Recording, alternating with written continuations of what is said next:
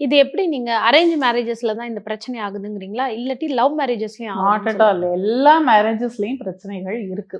ஏன் அப்படி சொல்றேன் அப்படின்னா, இன்னைக்கு வந்து கல்யாணம் அப்படிங்கிறது ஜஸ்ட் ஒரு ஷோ, பாம்ப் அண்ட் ஷோ அப்படிங்கிற மாரி ஒரு ஷோ பண்றதுக்காக பண்ற மாரி இருக்கு. இப்ப எந்த கல்யாணத்துக்கு நீங்க போனாலும், அங்க வந்து ஒரு பெர்சனல் இது யார்கிட்டயுமே இல்ல. நீங்களே கவனிச்சிருப்பீங்க. அந்த காலத்துல கல்யாண வீடெல்லாம் எப்படி இருந்தது? இப்ப கல்யாண வீடுகள் எப்படி இருக்கு?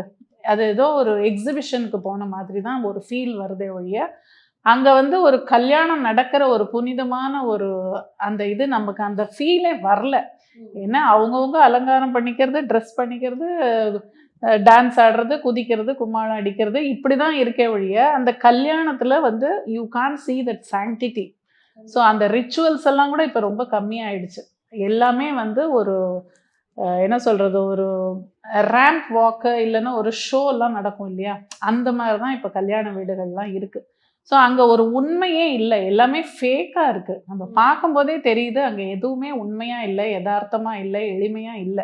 ஆனா அந்த காலத்துல நடந்தது எல்லாமே ஒரு எளிமையான திருமணங்கள், எதார்த்தமான திருமணங்கள். அங்க சொந்த பந்தங்கள் அப்படின்னு வந்து கூடி எல்லாரும் ஒருத்தருக்கு ஒருத்தர் பேசுறது, அந்த அனுபவமே டோட்டலி டிஃபரெண்ட். இப்ப நடக்கிற கல்யாணங்கள்ல எனக்கு நம்பிக்கையே சுத்தமா இல்ல.